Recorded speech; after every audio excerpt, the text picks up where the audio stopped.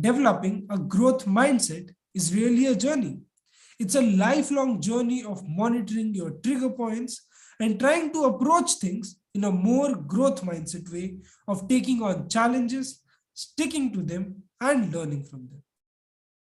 With that, let us start with our today's session.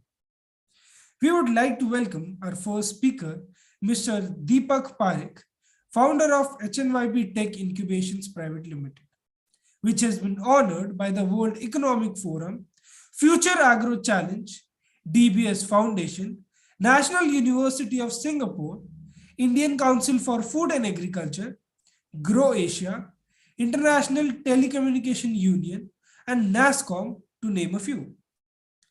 Deepak sir has created various path-breaking organizations and pioneered various innovative initiatives to solve the problems faced by businesses and society. With creative use of cutting-edge technology like artificial intelligence, machine learning, blockchain, Internet of Things, and cloud or fog computing. He is a successful business professional with extensive exposure to multiple sectors, segments, and markets on one hand, while is a successful serial entrepreneur with various successful ventures with unconventional business models on the other.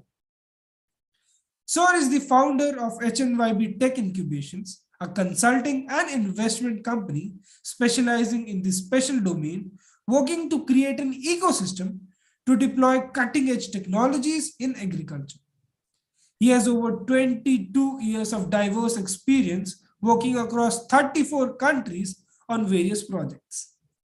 With that said, I would like to call Mr. Deepak Parekh, sir, to please address our participants. Yeah, thanks a lot, Bhupesh. I hope I'm audible. Yes, sir, clearly. Awesome. So great for ATAL to give me this opportunity to share my views and understanding and take this whole discussion forward. So very appreciative of AgMatrix, who have been doing really awesome work in promoting the education related to agriculture, and especially which is more relevant with what's happening currently in the market, right? So we all know academics are important, but at the same time, it's very important that actually the interaction with the industry people. And as you are aware, actually today I'll be talking something which is very, very interesting, and I'd say that which has been happening at a very breathtaking speed in India. We'll be talking about digital transformation of agriculture finance. So agriculture finance, we all know in the old vanilla way of funding farmer, giving credit to them by banks. But the world has changed drastically. Even when we used to think about our own initial way of banking, right? Somebody would go to State Bank of India or would go to another PSU, and then you stand in line, you give a check and you get the money. Now today, actually, definitely majority of you would agree that you might not even be going to your bank, maybe for many of years, right? Until unless you need some certificate, then only you will go to bank, or some service which is not actually available on your mobile phone, you go to bank. We've also seen that how evolved we are as a nation when it comes to typically the jam trinity. So we are having Jandan accounts, we are having Aadhaar card, and then we are having mobile, right? And all these three things put together, they have made our life as a citizen of using financial services very easy. Just like, scan a QR code, press a button, put 4 digits, voila, you have paid for your, right, whatever service or product you purchase. No more need for credit cards or typically like debit card to be swiped, right? Only a simple QR code scan can help you do that. So that is where actually the world has changed. But has the world changed same way for agriculture? Are we seeing those type of innovation happening in agriculture? Now that's $1 million question. And with that, I would like to share my screen. Just let me know once you are able to see my screen.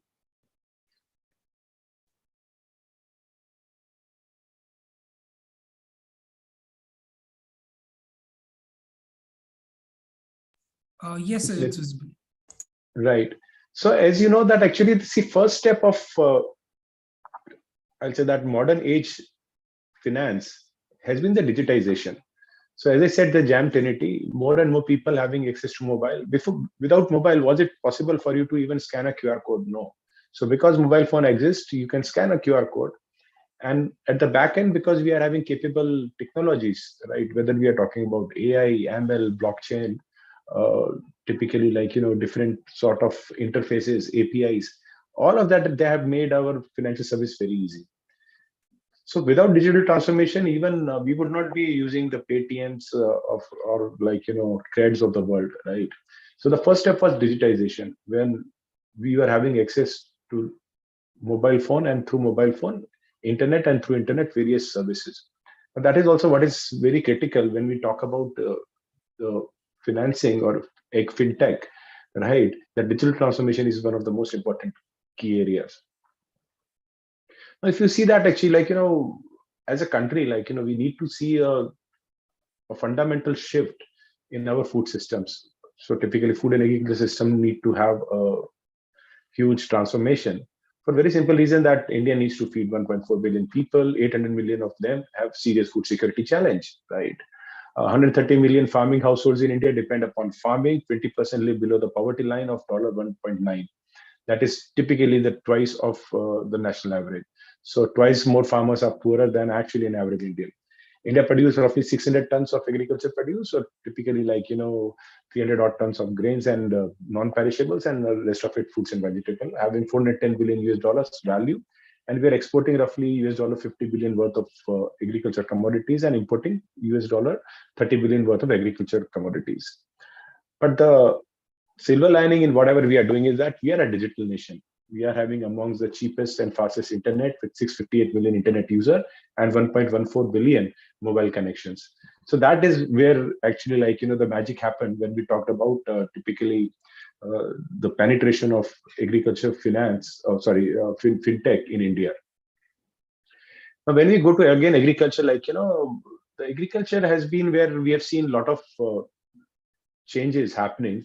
So when we talk about 19th century, when the bullock cart would be used, or bullock cart would be plugging the fields, and from there to 1960s, when we had a green revolution, where we went to the farmer and said that I start using fertilizers or crop nutrient to enhance your productivity, because as a nation we wanted more grains.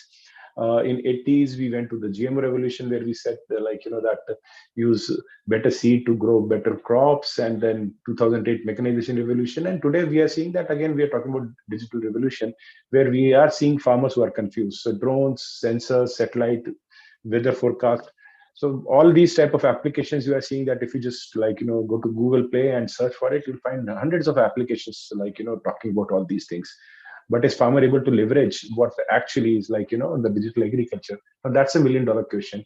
And this is where I believe that going forward in future, we'll see that the world would be having agriculture would be data driven farming would happen.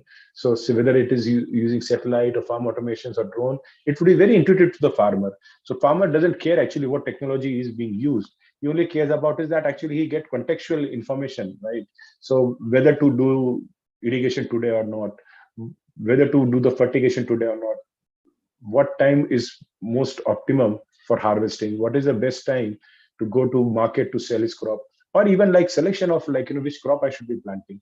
So all those type of contextual data driven decision making is very critical to the farming. Other side, we'll also see that a lot of the new age agriculture happening. So typically vertical farming, whether it is using hydroponic, aeroponic, aquaponic, and also as we have seen that in some of the countries like India, where we see that there would be a shift towards organic or natural farming, and be promoted by government and other agencies because of the sustainable nature of the same. So this is what I see going forward with the future of agriculture. Now, if you see that while we are having digitization or or the fintech being pervasive in our life, but that same is not the case in agriculture so far, for very simple reason that actually agriculture is very, very complex activity. Unlike typically you talk about simple e-commerce, or you talk about production, where you are having a lot of fixed activity happening, right? So you can plan about a lot of things. But when it comes to agriculture, I'll say that's pretty complex. So whether we talk about from the input side, like production of fertilizers, pesticides, or even seeds production, All of them are like, downstream, very, very complex activities, which depends on too many factors. Then on-farm activities, right, about typically the land preparation to sowing to irrigation to harvesting. Again, a lot of them depending very heavily on weather patterns and other factors which are not in control of the farmer. Unlike in a factory where you can control all the parameters, you cannot control majority of parameters, in fact, when it's the field. And then post harvest, like value chains, till the food comes to you, like, it will go through a lot of different intermediaries, right? Whether it is mandis or whether it is FPOs or whether it is aggregation done by the corporates. From there, for the food processing or direct to table, a lot of retail outlets. So the food changes hand multiple times. So both upstream, downstream, and on farm, it's very, very complex value chains which are in play. Now, if you see today's agriculture ecosystem, you'll see that in the center, definitely we are having farmer, because farmer is a producer. And then you are having a bunch of technologies, which I believe I'll also talk about a little bit, are I call them mega trends. So artificial intelligence, machine learning, blockchain, cloud computing, agronomic activity, drone and satellites, Internet of Things.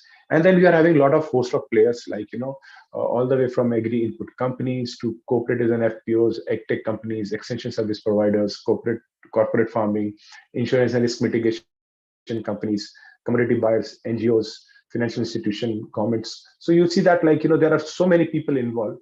But if you see that all these people, like, end of the day, they have a commonality of intention. Now that intention is to grow more crop for per drop of water, per dollar of expense, and per acre of land. We have to optimize agriculture, and you'll find that majority of the ecosystem players, they are driven to achieve that. Now, a lot of people, if you'll see that, like, in conferences, they always call it that data is new oil, because they believe that data will create a lot of value, a lot of money for them. In my view, data is not oil, but it is a soil, right? Because oil, you typically use it once. You refine it, use it as a petrol or diesel in your car, you use it and it get exhausted. But I believe data is like soil, because depending on the seed you sow, the same data can be used by different players. For example, a data which can be used by farmer to decide what input to use can be used by an input company to decide which farmer to sell a product. Or at the same time can be used by government to decide actually what would be the yield of the typical farmer, and hence availability of a specific commodity. Or for the same data can be used by scientists to assess whether how effective a specific input has been. So same data can be used by different people, right? Without getting it exhausted, and continuously you can draw insight out of it. Now, if you see that typically the agriculture data can be classified in 6 baskets. One is farmer demographic, typically it's age, profile, right? His background, what our farming is doing. Then the farm itself, the profile of the farm. So the location of the farm, its geolocation, as well as agroclimatical zone, type of soil it is having. So typical what crops were grown historically and currently. So all those things, it becomes the part of the farm profile. Then the crop cycle. So from the land preparation stage all the way to the harvest, the whole cycle, number of days it took, which variety was used, how much input was used, which input was used, how many times it was irrigated. So all those information, what was the yield, is comes under the crop cycle. Then the farming activities itself. The farming activities where actually, like, what activities were done, like, for example, irrigation, fertigation, use of tractors, and all those activities can be monitored and then can be traced. Then the financial transaction. So anything which is on the typically downstream side, what farmer purchased, right? That financial transaction, and when farmers sold their output or produce, become the part of the financial transaction. And the consumption and usage. Now, this is very important, because eventually, like, whatever farmer produce, he produce with the intention that somebody would consume it.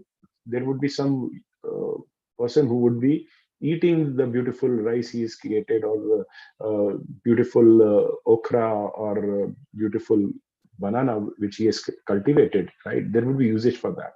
And the consumption and the usage data is very important for even taking policy decisions that actually what crops need to be promoted. At the same time, for the farmer also to understand that actually what he should be growing. So consumption and usage data. So typically you'll find that these 6 data buckets are there in agriculture, which are very important. And for past at least 1 decade, we are seeing that actually the data in this 6 bucket, there has been not just like, flow of data. I said that there has been deluge of data. because huge amount of data is being created, terabytes of data in related to agriculture is created every day now, right? Whether it is remote sensing data from drones or satellites, where actually the farms are completely using multispectral cameras, thermal cameras, or high definition cameras are scanned to create and get some insight and information. For example, NDVI to find the health of a plant. So all those data has been collected, like in large size. Then there are a lot of integrated farm management tools which are also capturing data. So we are seeing that, like a lot of applications which are happening, right, or you can download. They are actually asking you to, like download a lot of farmers to share a lot of information. And then precision agriculture. So now we're also seeing that tractors which are having the GPS and all the sensors enabled, and those sensors and GPS ensure that, like a lot of data is being collected, how the tractor is being used and what activity it is doing. And similarly, a lot of implements today are also very smart, so that implements are able to tell what's happening. And last but not least, how much specific input is to be applied, or how much specific irrigation needs to be applied at a specific part of the farm, right? That can be done. So unlike in past, where actually, like you would just go and spray specific agrochemical all across the farm, now you can identify what are the areas where there is stress, or there is a disease, or there is lack of nutrient, and then you can do the application just at those spaces rather than doing it across the farm, reducing the usage of input. And then we are now also putting a lot of IoT and sensors in the farm. So, like from weather station, hyper local weather stations, to, like the soil sensors, and as well as, like the crop growth sensors. So you, in fact, there are some of the companies which are providing sensors which you put on the tree, and typically the tree would be telling you, or the plant would be telling you, like whether it needs water or whether it needs boron. So those type of innovations also we are seeing. And then there is also a lot of research going into genetics and biotech. So more and more biological products are coming out, and more patterns are being evaluated, and they are also creating a lot of data. And recently, if you are aware, there is a technology called CRISPR-Cas, which in SDN1 and SDN2 format has been allowed by Government of India not to treat it as a typically GMO. So that is also, the genetic editing is very important, because it allows you to create the right varieties which are less guzzling of water or less guzzling of any nutrient, while giving you better yields. So all of this has created a lot of data, right, which can be used to generate insights. Now, as I was telling you, like, I believe there are a few technology megatrends which will be shaping which are already shaping and would be shaping the today and tomorrow of agriculture. And these are big data, blockchain, drones, that is unmanned aerial vehicles and unmanned ground vehicles, artificial intelligence, machine learning, cloud computing, and Internet of Things. So predominantly, you'll find that these 6 technology going forward would be adding a lot of value. But because today we are discussing more on AgFintech, which I want to talk about, I would skip going into each of them. But let us talk about, like, why digital agriculture, and hence AgFintech, is having future, especially in India. One is, we are having huge market size. There is huge growth potential. We are having one of the largest numbers of farmers in the world. Our agriculture economics is pretty strong, with 16% of our GDP depending on agriculture. Policy environment is more and less stable. Agronomic, we are having more than 120 odd agroclimatical zone, which are able to produce more than between 400 to 700 different value chains. So typically 70 to 80% of whatever is grown across the world, India would be having somewhere the agroclimatical zone to grow that specific commodity. We are having very strong digital infrastructure. So as you know that, like, with nearly 700 million people having access to internet and 1.14 billion people having access to mobile phone, we are having pretty strong digital infrastructure. And now we are also rolling out 5G, which will further ensure that, like, the machine to machine communication, as well as access to high bandwidth data is available at the grassroots levels. We are a politically stable country, farmer demographics. So again, you'll find that India is a country which is having amongst the youngest farmers in the world. There is a lot of funding availability when it comes to, like, the AgTech innovator funding. So roughly 1.6 billion US dollars have been invested past few years in AgTech companies in India. So there is availability of funding. In fact, even government also recently in the budget has declared a fund for AgTech in India.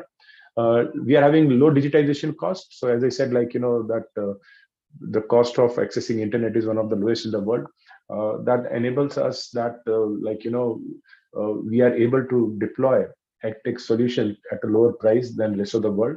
And we are having very vibrant ecosystem where the government, private players, everybody participating in trying to make Indian agriculture more smart. And in fact, if you could have seen that even the theme of this year's budget was like, smart agriculture. And I believe going forward, smart agriculture is going to play a very vital role. A lot of people come and tell me that actually, like, you're talking about AgTech, but actually that AgTech is just in the realms of PowerPoint presentation. On ground, it doesn't happen. So this is a live case study where actually, like, I started working roughly 6 years back, right, with farmers in Sabarkantha in Gujarat, 3,000 of them, and commodities were potato and groundnut. And the first year itself, we were able to increase the productivity by 18%, the profitability by 34%, and reduce cost of cultivation by 10%. Over 5 years, their productivity increased by 51%, profitability by 108%, and cost of cultivation went down by 58%. So this is a real life example where actually, like, digital technology has impacted at the grassroots level, help the farmer in increasing their profitability and getting them more money in their pocket. Now, these are some of the typical use cases of digital agriculture. So crop and farm monitoring, traceability, farm automation, finance and credit, recommendation engines. So a company like Cropin, which does a lot of crop and farm monitoring as well as provide you the traceability. AgroStar is more of typically like, a company which provides advisory, recommendations, as well as access to the input. Setsure use remote sensing again for doing the crop and farm monitoring. Stalax provide you like dairy as well as agri input side traceability as well as finance and credit. Samunati is predominantly finance and credit player, which use again digital agriculture to ensure that they are able to provide credit to the FPOs and the other ecosystem players in the agriculture. TraceX is a blockchain-based company which does a lot of traceability related work. Now, these are some of the actually use cases of digital agriculture: output aggregation, risk mitigation and insurance, traceability, smart irrigation, digital payments, farm management, marketplaces, input e-commerce, yield estimation, farm credit and loan management, crop stress detection and advisory, and farm data monetization. With that, now let's talk a little bit about like, fintech. See, the idea of talking about digital agriculture before fintech was very simple, that until unless you have a sound understanding of digital agriculture, right, it is very difficult for you to understand even the fintech part of it, because both are pretty correlated. That is what I would say. So overall, if you see that not just the agriculture, but India is doing awesome when it comes to the fintech part of it, right? We are amongst the fastest growing fintech markets in the world, following just US and China. If you see, the adoption of fintech is also very high in India. So it's 87%, while the global average is 64%. We are having roughly 2,100 fintech companies in India today, with 67% of them just being set up in last 5 years. So this shows you that actually, like, India fintech industry is performing very well. So if you see that the cumulative funding of US dollar 27.6 billion has been put in Indian fintech industry, and it is valued at currently US dollar 50 billion. And by 2025, right, it is going to become US dollar 150 billion worth of industry, right? And when it comes to the total market, or I'll say that the cost of services, it is estimated to be US dollar 31 billion and expected to grow with a compound annual growth rate of 22%. Typically, if you see that the UPI transaction itself, like, we're talking about monthly 4 billion transaction of roughly 100 billion US dollars, right? So that shows you, like, how vibrant Indian fintech sector has been. The fintech transaction value is set to grow from US dollar 66 billion in 2019 to US dollar 138 billion in 2023 at CAGR of 20%. So more and more people, like, in urban as well as rural areas, they are adopting to the fintech revolution in India. Now, why fintech is the future of agriculture finance? For very simple reason, is just from what we have seen in other part after digitization. So as we are seeing that digitization is happening at a rapid pace in agriculture, we'll also see that a lot of Indian farmers will start having access to AgFintech services. In fact, we are already seeing a lot of companies who have been, I'll talk about some of them, who are already leveraging this important aspect. Now, let us understand the total marketplace. So priority sector lending for agriculture is roughly, like, anticipated this fiscal year is close to US dollar 250 billion. And 1/3 of farmers in India are only those who are having access to institutional finance. So remaining, like, 2/3, they are left in dry. So if we see cumulative totally, like, if we are able to cover all the farmers in India, we're talking about requirement of roughly US dollar 750 billion US, right? And when I say that, like, say 50% of these farmers are either not, they don't need the, typically, like, the funding, or they're not having the credit worthiness to be able to be part of the agriculture credit. That itself create a total market of, like, roughly $375 billion. Now, I'm not even talking about the personal finance. I'm not talking about post-harvest financing. I'm not talking about bill discounting. I'm not talking about commodity financing at the other level. I'm just talking about typical the credit given to the farmer. That itself is 375 billion US dollars of market. So that tells you, like, what is the opportunity store for us, for especially those who are in AgFintech. And in my view, that the majority, in fact, 70 to 80% of successful Indian AgTech startups eventually would have something related to AgFintech as a part of their service delivery.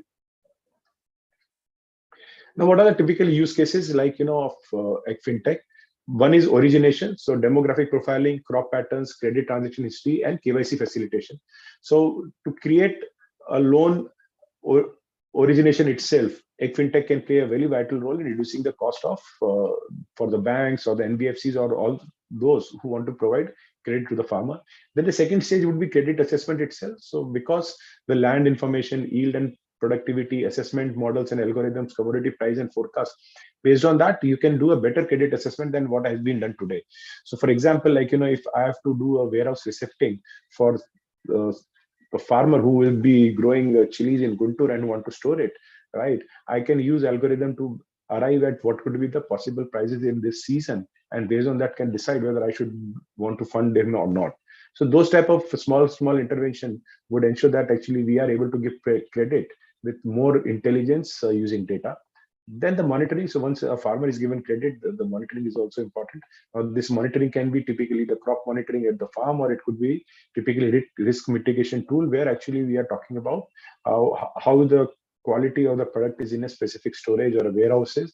And also for typically, like, for insurance companies, right, to understand whether like, the farms they have covered, how they are shaping up, or is there is a possibility of any challenges. For example, like, you might be seeing a lot of, because of heat wave disruptions. It happened last year also, and it might happen this year also when it comes to wheat. So those type of things can very easily be, like, evaluated and monitored using technology. And the collection, so typically, like, providing market linkages, and based on market linkages, right, ensuring that the payment happens. So again, by connecting market linkages with the payments, right, AgFintech can play a very vital role in ensuring that the credit or financial institutions or the banks are able to collect their money at the lowest possible price.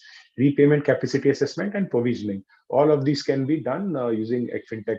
So these are typical use cases you'll find that when it comes to AgFintech. Now let me talk about some of the examples. So for example, Produce Pay, which is US-based company, actually, like, it has been considered to be one of the fastest growing provider of capital, market insight, and trade protection for growers of fresh produce in 8 countries. So typically, they are more prominently active in America. So typically, like in North America as well, in Latin America, they are very, very prominent, and they work on a very, very simple manner in which actually, like, they fund growers for all the 12 months before the start of the harvest itself, right? So from the day they decide a crop and all the way to, like, when they harvest, like at each stage, right, they ensure that, like, they are able to provide the credit to the farmers, and they use cutting edge technology to evaluate, right, and to see to it that actually, like, that complete monitoring is there end to end. And this is where actually they create a lot of value. And one another thing is that they are able to eliminate a lot of economic wastage which is happening, right, and by providing unprecedented access to the markets, right. And this ensures that like, farmer gets value, as well as the company which is actually Produce Pay also get a lot of value out of it, and also the end consumer who buy through Produce Pay.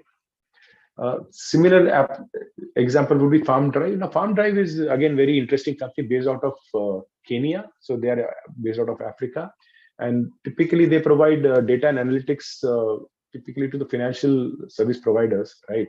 And hence they help that actually, like, those who are unbanked and undeserving smallholder farmers, right, underserved smallholder farmers, they help them in ensuring that they get access to the financial tools or financial services from them. So they use a mobile phone, alternative data, and machine learning to close and critical data gap between the financial institution as far as for their lending and credit worthiness of the small and rural farmer. So this is also like, another very important example where actually, even though you are not having all the documents, right, you are not having all the capability being a smallholder farmer, still like, based on the different type of social data, agronomic data, environmental data, economic data, and as well as the satellite data of their farms, the farm is getting a credit score, and hence the financial institution is able to give credit to that farmer. So it is very important for those who are underserved or not served farmers, and this is in Africa. Now, Agri is again now coming back to India. Like, they are right, typically providing a lot of services to the farmer, and they're aggregating the farmers, right? And based on that aggregation, typically, like, they provide different services to the farmer. So typically, they are having a phygital model, and the whole idea here is that they are able to remove the middleman in agri value chain, both input and output, and hence they also ensures that, like, for providing these services, wherever the fund requirements are there, the funding takes place. So this is typically a cashless ecosystem, and all the transaction happens typically digitally. And this provides benefit to large scale farming to smallholder farmers. Now this is where actually, like, these innovation, where you are making typically both output and input side digital and providing more and more value added services to the farmer, are very, very critical in long term success. Another India-based company is typically Jai Kisan. So, like, they work on a simple same urban mindset, right? When we talk about, like, buy now, pay later, right? That's a sort of thing. So typically they are into supply chain financing for rural and agriculture sector. So typically it's very simple that, like, you walk into a shop, you want to buy something, right? You can buy it, and then actually, like, the payment happens in the later stage. The loan is disbursed, the credit is given on the product upfront immediately, right? So typically it is a collateral free credit solution, right? And like, typically it is both payable and receivable financing. So this is solution, I would say, that predominantly for agri input side, where you are able to buy right sort of input for the farmers, and those farmers who buy good input, they end up doing good farming, better yields, and as they have better yield, they have better paying capacity, and you get into this vicious cycle of like, using good products because of credit, and hence producing good output in farming, and hence making more money in finance by, like, selling the good product, and this cycle keeps on going. And this is where I believe, like, it's very important that by doing AgFintech, we are able to make more and more farmers have access to finance, because as per the Food and Agriculture Organization, right, the agriculture credit is one of the most important thing in increasing the productivity of the farmers by up to 8 to 10%. So if you are not able to provide credit at the right time, right, you are ensuring that the farmers' productivity would be low. But even as a nation, it is very important for all of us to understand that just not allocating credit is important, but also delivering that credit at the last mile to the last possible farmer is very important, because the poorest of poor farmer need the agriculture financing. Because if they get the financing, they'll be having better yields, they'll be having more money, and when they are, like, at the bottom of the pyramid, right, growing up, we as a society also go up. And this is, I with that note, I would like to end my presentation and saying thank you to all of you.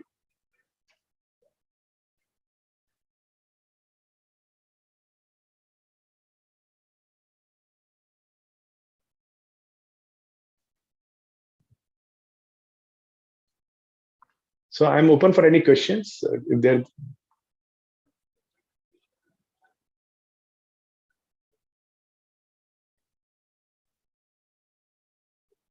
Hi, sir. Good evening, sir. Yeah, hi, good evening. Sir, my question related to crop insurance. So, what's the recent trend going on in crop insurance related to AgriFintech? Yeah, ma'am. So it's very, very interesting, and I appreciate your question. See, the world is changing while not so much happening in India, but, like, I'll give you both the perspectives, right?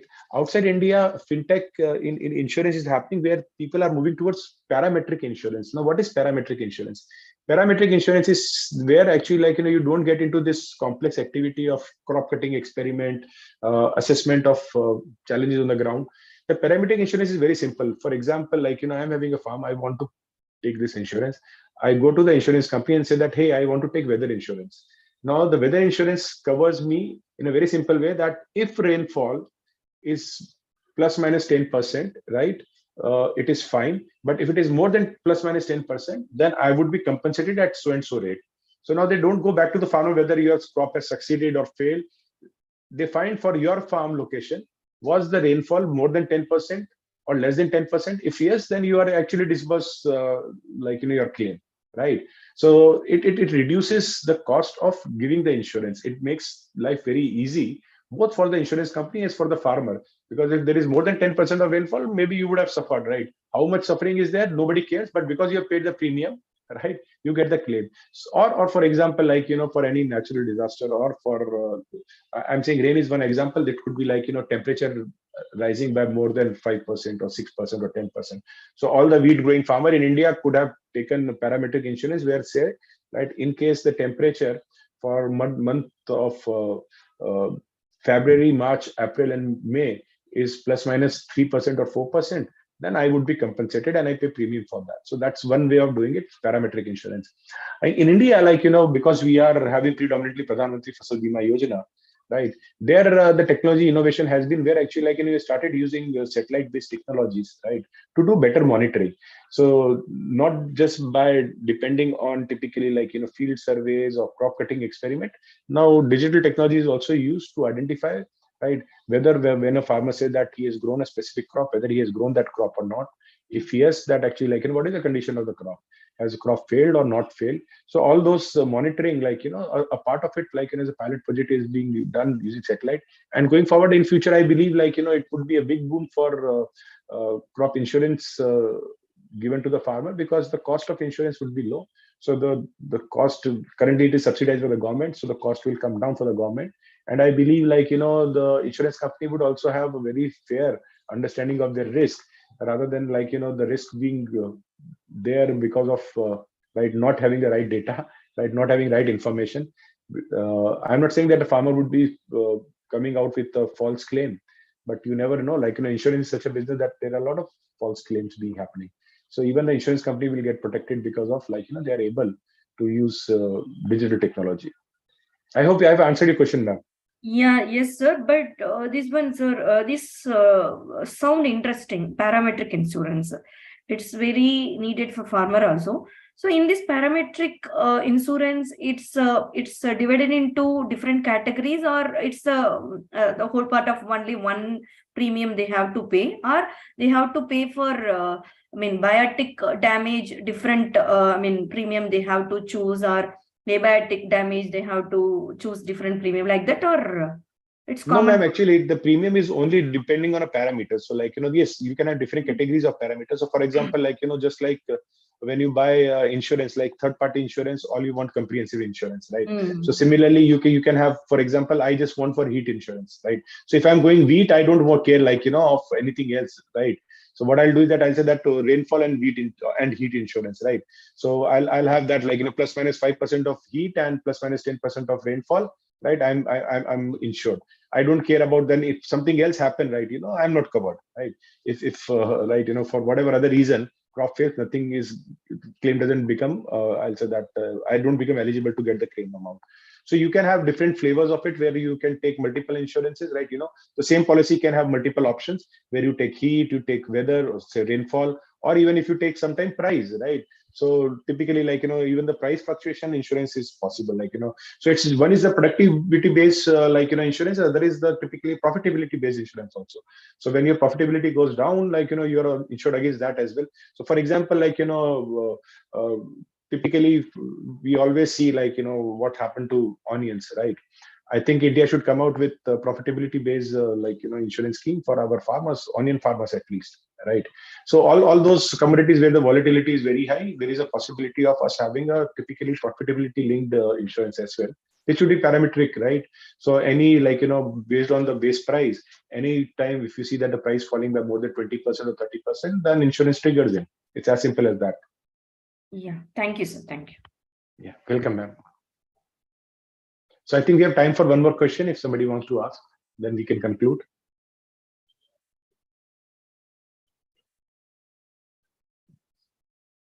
Perfect. So I think we don't have any questions. So Bhupesh, thanks a lot. And I would again like to thank AgMetrics for inviting me to speak at very interesting, and I'll say that very productive for student. This whole seminar or webinar series is. Thank you.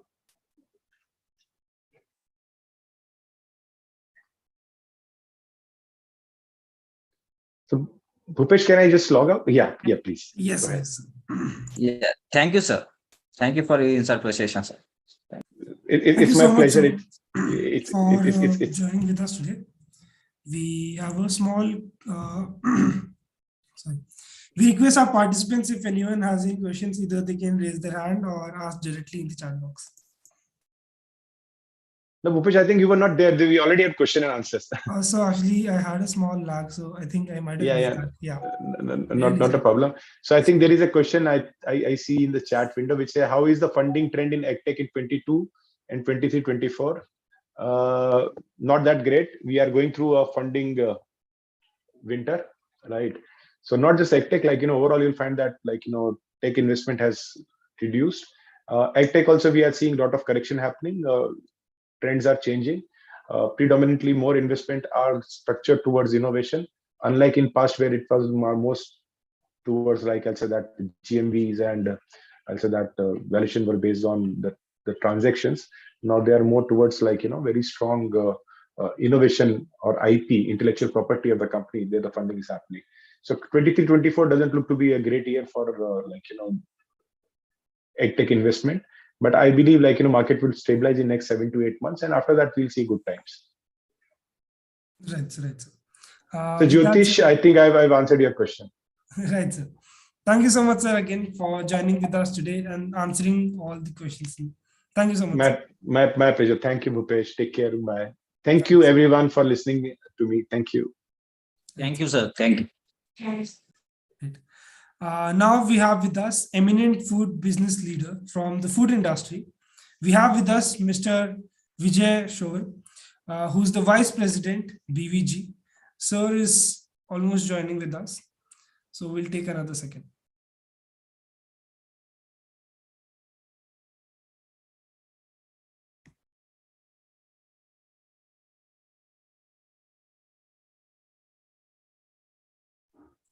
Right.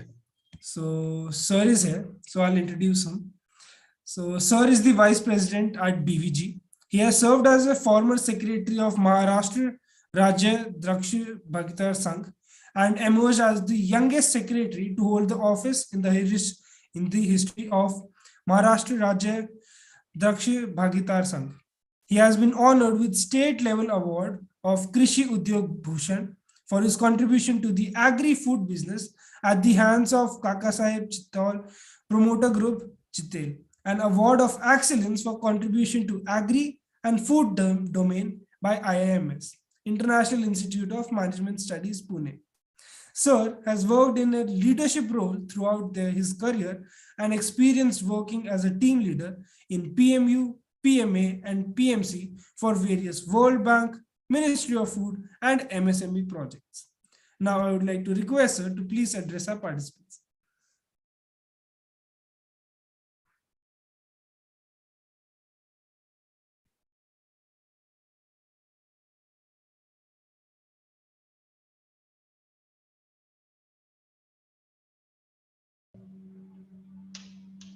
Am I audible? Yes, sir. Yes, sir. Okay, just a moment.